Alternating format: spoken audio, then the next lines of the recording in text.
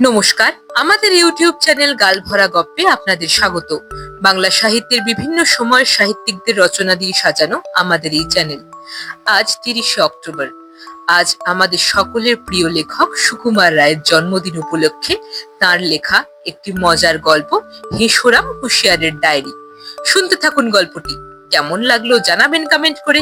ভালো লাগলে লাইক করবেন, শেয়ার করবেন বন্ধুদের সাথে, আর চ্যানেলটা সাবস্ক্রাইব করবার অনুরোধ রইল। প্রফেসর হুঁশিয়ার আমাদের উপর ভারী রাগ করেছেন। আমরা সেকালের জীবজন্তু সম্বন্ধে নানা কথা ছাপিয়েছি, কিন্তু কোথাও তাঁর অদ্ভুত শিকার কাহিনী কোনো উল্লেখ করিনি। সত্যি এ আমাদের ভারী অন্যায়। আমরা সেসব কাহিনী কিছুই জানতাম না, কিন্তু প্রফেসর হুঁশিয়ার তার শিকারের ডায়েরি থেকে কিছু কিছু উদ্ধার করে আমাদের পাঠিয়েছেন। আমরা তারই কিছু কিছু ছাপিয়ে দিলাম। এসব কথা সত্যি কি মিথ্যা তা তোমরা বিচার করে নিও। 26শে জুন 1922, কারাকোরাম বান্দাকুশ পাহাড়ের 10 মাইল উত্তরে। আমরা এখন সব শুদ্ধ 10 জন। আমি, আমার ভাগ্নে চন্দ্রখাই, দুজন শিকারী ছক্কর সিং আর লক্কর সিং, আর 6 জন কুলি। আমার কুকুরটাও সঙ্গে সঙ্গেই চলেছে। নদীর ধারে তাঁবু খাটিয়ে জিনিসপত্র সব কুলিদের জিম্মায় দিয়ে আমি আর চন্দ্রখাই দুজন শিকারীকে সঙ্গে করে বেরিয়ে পড়লাম। সঙ্গে বন্দুক, ম্যাপ আর মস্ত বাক্স, তাতে আমাদের যন্ত্রপাতি আর খাবার জিনিস। 2 ঘন্টা পথ চলে আমরা এক জায়গায় এলাম। সেখানকার সবই কেমন অদ্ভুত রকম। বড় বড় গাছ, তার একটারও নাম আমরা জানি না। একটা গাছে প্রকাণ্ড বেলের মতো মস্ত মস্ত লাল রঙের ফল ঝুলছে। একটা ফুলের গাছ দেখলাম, তাতে সব সাদা ফুল হয়েছে, এক একটা 1.5 হাত লম্বা। আর একটা ঝিঙের মতো কি সব ঝুলছে, 25 হাত দূর থেকে তার ঝাঁঝালো গন্ধ পাওয়া যায়। আমরা অবাক হয়ে সব দেখছি। এমন সময় হঠাৎ হুপ হাপ গুপ গাপ শব্দে পাহাড়ের উপর একটা ভয়ঙ্কর কোলাহল শোনা গেল। আমি আর শিকারী দুজন তৎক্ষণাৎ বন্দুক নিয়ে খাড়া, কিন্তু চন্দ্রখাই বাক্স থেকে 2-3 জ্যাম বের করে বসে নিশ্চিন্তে খেতে লাগলো। ওইটে তার একটা মস্ত দোষ, খাওয়া পেলে তার আর বিপদ আপদ কিচ্ছু জ্ঞান থাকে না। এইভাবে প্রায় মিনিট 2 দাঁড়িয়ে থাকবার পর হঠাৎ লক্কর সিং দেখতে পেল হাতির চেয়েও বড় একটা জন্তু গাছের উপর থেকে তার দিকে তাকিয়ে হাসছে। প্রথমে মনে হলো একটা প্রকাণ্ড মানুষ, তারপর মনে হলো মানুষ নয় বাঁদর, তারপর দেখি মানুষও নয় বাঁদরও নয়, একেবারে নতুন রকমের জন্তু। সে লাল লাল ফলগুলোর খোসা ছাড়িয়ে খাচ্ছে আর আমাদের দিকে ফিরে ফিরে ঠিক মানুষের মতো করে হাসছে। দেখতে দেখতে 25-30টা ফল সে টপাটপ খেয়ে শেষ করলো। আমরা এই সুযোগে তার কয়েকখানা ছবি তুলে ফেললাম। তারপর চন্দ্রখাই ভরসা করে এগিয়ে গিয়ে তাকে কিছু খাবার দিয়ে আসলো। জন্তুটা মহা খুশি হয়ে এক গ্রাসে একখানা আস্ত পাউরুটি আর প্রায় আধশের গুড় শেষ করে তারপর 5-7টা ডিম সেদ্ধ খোলা শুদ্ধ কড়মড়িয়ে খেয়ে ফেললো। একটা টিনে করে গুড় দেওয়া হয়েছিল, সেই টিনটাও সে খাবার মতলব করেছিল। কিন্তু খানিকক্ষণ চিবিয়ে হঠাৎ বিশ্রী মুখ করে সে কান্নার সুরে গাও গাও শব্দে চিৎকার করে জঙ্গলের মধ্যে কোথায় মিলিয়ে গেল। এই জন্তুটার আমি নাম দিয়েছি হ্যাংলা থেরিয়াম। 24শে জুলাই 1922, বান্দাকুশ পাহাড়ের 21 মাইল উত্তর। এখানে এত দেখবার জিনিস আছে, নতুন নতুন এত সব গাছপালা জীবজন্তু, যে তারই সন্ধান করতে করতে আর নমুনা সংগ্রহ করতে করতে আমাদের সময় কেটে যাচ্ছে।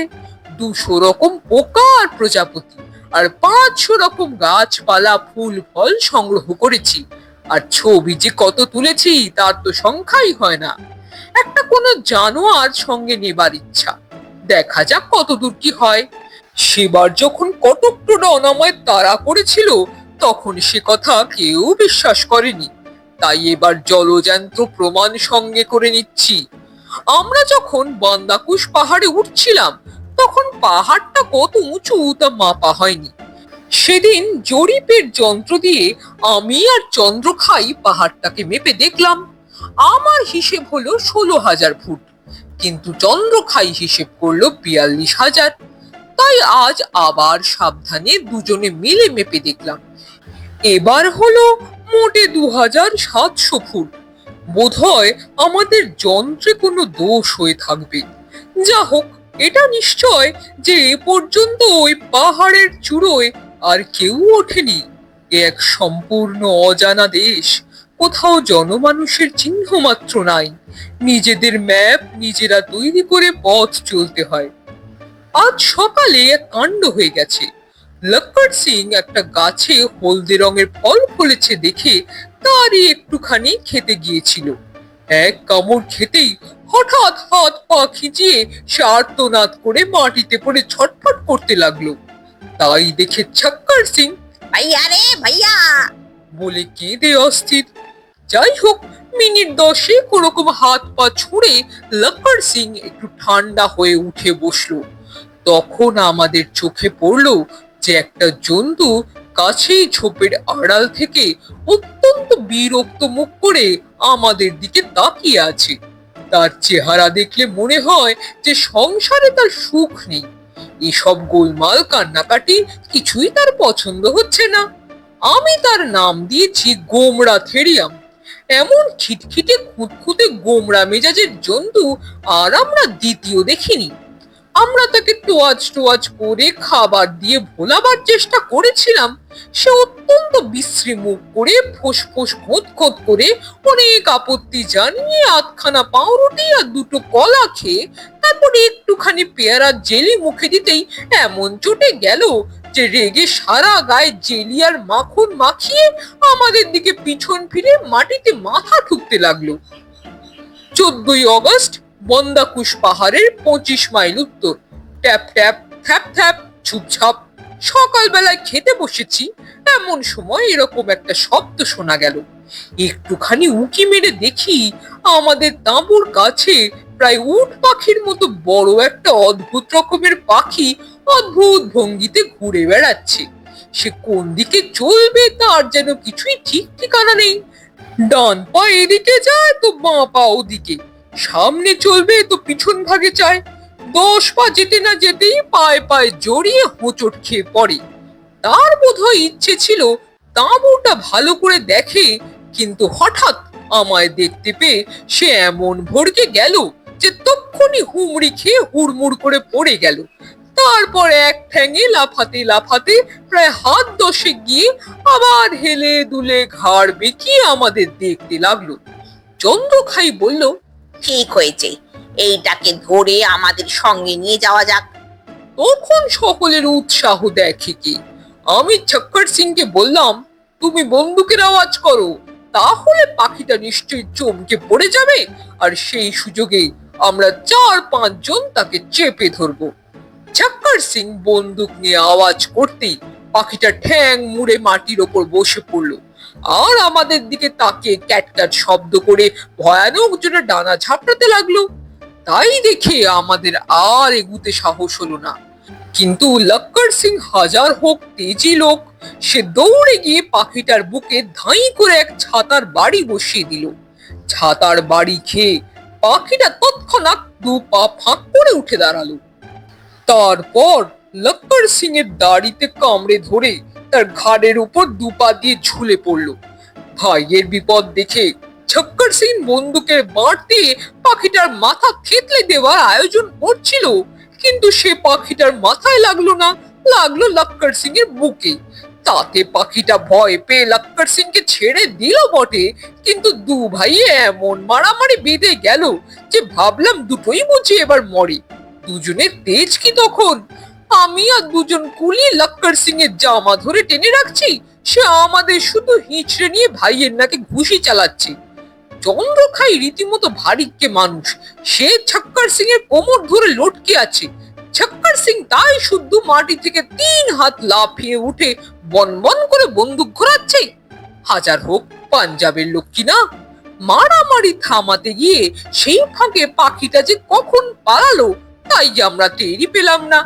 যাই হোক, এই ল্যাগব্যাক পাখি বা ল্যাগব্যাগার্নিসের কতগুলো পালক আর কয়েকটা ফটোগ্রাফ সংগ্রহ করা হয়েছিল, তাতেই যথেষ্ট প্রমাণ হবে। 1 সেপ্টেম্বর, কাঁকড়ামতি নদীর ধারে আমাদের সঙ্গের খাবার ইত্যাদি ক্রমেই ফুরিয়ে আসছে। তরি তরকারি যা ছিল তা তো আগেই ফুরিয়েছে। টাটকা জিনিসের মধ্যে কতগুলো হাঁস আর মুরগি আছে, তারা রোজ কয়েকটা করে ডিম দেয়। তাছাড়া খালি বিস্কুট, জ্যাম, টিনের দুধ, ফল আর টিনের মাছ আর মাংস।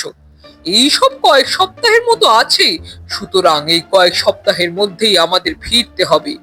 আমরা এই সব জিনিস গুনছি আর সাজিয়ে রাখছি, এমন সময় চক্কর সিং বলল যে লক্কর সিং ভোরবেলায় কোথায় যেন বেরিয়েছে, এখনো পর্যন্ত ফেরেনি। আমরা বললাম, আরে ব্যস্ত কেন, সে আসবে এখন, যাবে আর কোথায়। কিন্তু তারপরেও 2-3 ঘন্টা গেল, অথচ লক্কর সিং এর দেখা পাওয়া গেল না। আমরা তাকে খুঁজতে বেরোবার পরামর্শ করছি, এমন সময় হঠাৎ একটা ঝোপের উপর দিয়ে একটা প্রকাণ্ড জানোয়ারের মাথা দেখা গেল। মাথাটা উঠছে আর নামছে, মাতালের মতো টলছে। দেখেই আমরা সুরসুর করে তাঁবুর আড়ালে পালাতে যাচ্ছি, এমন সময় শুনলাম লক্কর সিং চেঁচিয়ে বলছে, পালিও না, পালিও না, ও কিচ্ছু বলবে না। তার পরের মুহূর্তেই দেখি লক্কর সিং বুক ফুলিয়ে সেই ঝোপের আড়াল থেকে বেরিয়ে এলো। তার পাগড়ির কাপড় দিয়ে সেই ওই অত বড় জানোয়ারটাকে বেঁধে নিয়ে এসেছে। আমাদের প্রশ্নের উত্তরে লক্কর সিং বলল যে সে সকালবেলায় কুঁজো নিয়ে নদী থেকে জল আনতে গিয়েছিল, ফিরবার সময় এই জন্তুটার সাথে তার দেখা। তাকে দেখে এই জন্তুটা মাটিতে শুয়ে কো কো শব্দ করতে লাগলো। সে দেখলো জন্তুটার পায়ে কাঁটা ফুটেছে, তাই দিয়ে দর দর করে রক্ত পড়ছে। লক্কর সিং খুব সাহস করে তার পায়ের কাঁটাটি তুলে বেশ করে মুছে নিজের রুমাল দিয়ে বেঁধে দিল। তারপর জানোয়ারটা তার সঙ্গে সঙ্গে আসছে দেখে সে তাকে পাগড়ি দিয়ে বেঁধে নিয়ে এসেছে। আমরা সবাই বললাম, তাহলে ওটা ওই রকম বাঁধাই থাক, ওটাকে সঙ্গে করে দেশে নিয়ে যাওয়া যায় কিনা দেখি। জন্তুটার নাম রাখা গেল ল্যাংড়া থেরিয়াম। সকালে তো এই কাণ্ড হলো, বিকেল বেলা আর এক ফ্যাসাদ উপস্থিত। তখন আমরা সবে মাত্র তাঁবুতে ফিরছি, হঠাৎ আমাদের তাঁবুর বেশ কাছেই একটা বিকট চিৎকারের শব্দ শোনা গেল।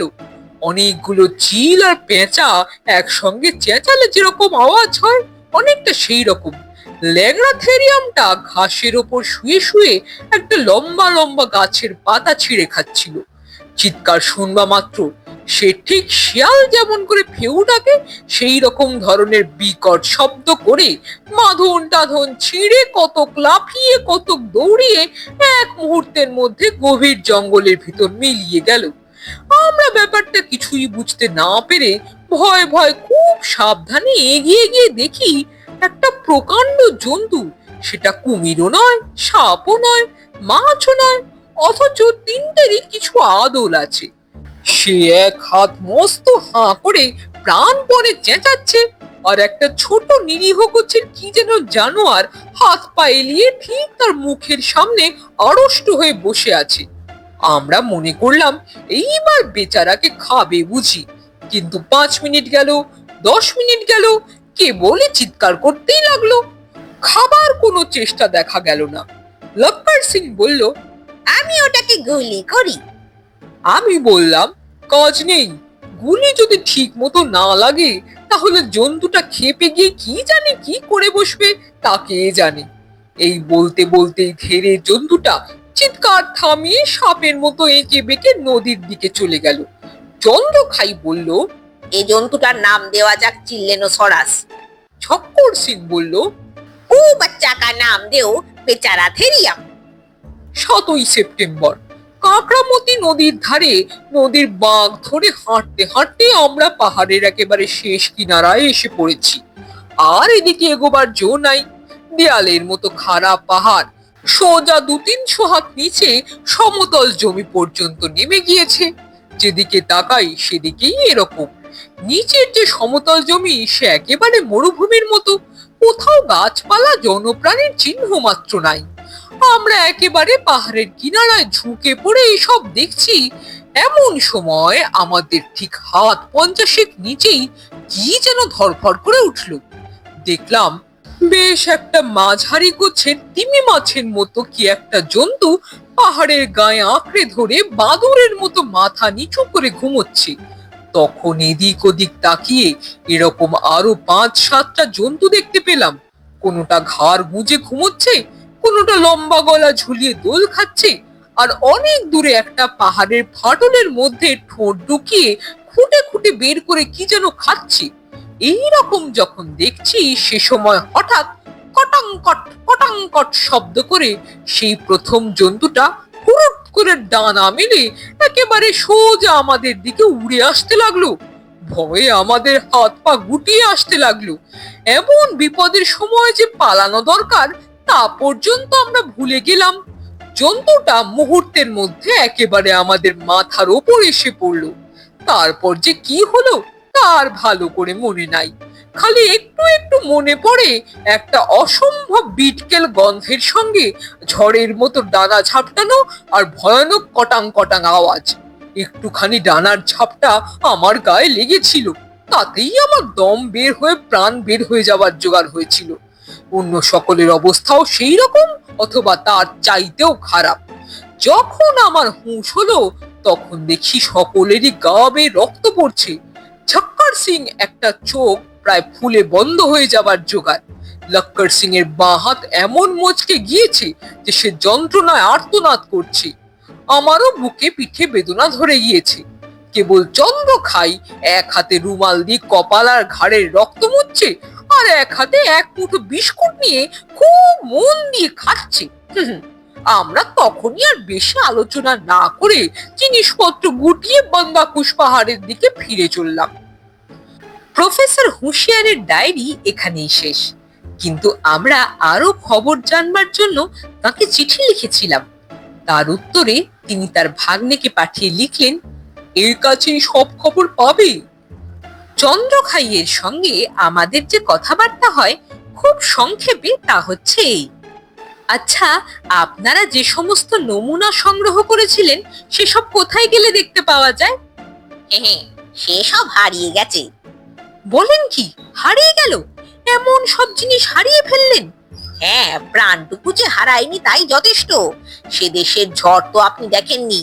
তার এক এক ঝাপটায় আমাদের যন্ত্রপাতি, বড় বড় তাঁবু আর নমুনার বাক্স সব কাগজের মতো হুশ করে উড়িয়ে নিয়ে আমাকেই তো 5-7 বার উড়িয়ে নিয়েছিল। একবার তো ভাবলাম মরেই গেছি। কুকুরটাকে যে কোথায় উড়িয়ে নিল তাকে তো আর খুঁজেই পেলাম না। সে যা বিপদ! কাঁটা, কম্পাস, প্ল্যান, ম্যাপ, খাতা পত্র কিছুই আর বাকি রাখেনি। কি করে যে ফিরলাম তা শুনলে আপনার ওই চুল দাড়ি সব সজারুর কাঁটার মতো খাড়া হয়ে উঠবে। আধপেটা খেয়ে, কোনোদিন না খেয়ে, আন্দাজে পথ চলে 2 সপ্তাহের রাস্তা পার হতে আমাদের পুরো 3 মাস লেগেছিল। তাহলে আপনাদের প্রমাণ টমান যা কিছু ছিল সব নষ্ট হয়েছে? হ্যাঁ, এই তো আমি রয়েছি, মামা রয়েছেন, আবার কি প্রমাণ চাই? আর এই আপনাদের জন্য কতগুলো ছবি এঁকে এনেছি, এতেও অনেকটা প্রমাণ হবে। আমাদের ছাপাখানার এক ছোকরা ঠাট্টা করে বলল, আপনি কনথেরিয়াম? আর একজন বলল, উনি হচ্ছেন গপ্পথেরিয়াম, বসে বসে গপ্প মারছেন। শুনে চন্দ্রখাই ভীষণ রেগে আমাদের টেবিল থেকে এক মুঠো চিনি বাদাম আর গোটা আষ্টেক পান উঠিয়ে নিয়ে গজগজ করতে করতে বেরিয়ে গেল। ব্যাপার তো এই। এখন তোমরা যদি কেউ আরো জানতে চাও তাহলে আমাদের ঠিকানায় প্রফেসর হুঁশিয়ারকে চিঠি লিখলে আমরা তার জবাব আনিয়ে দিতে পারি।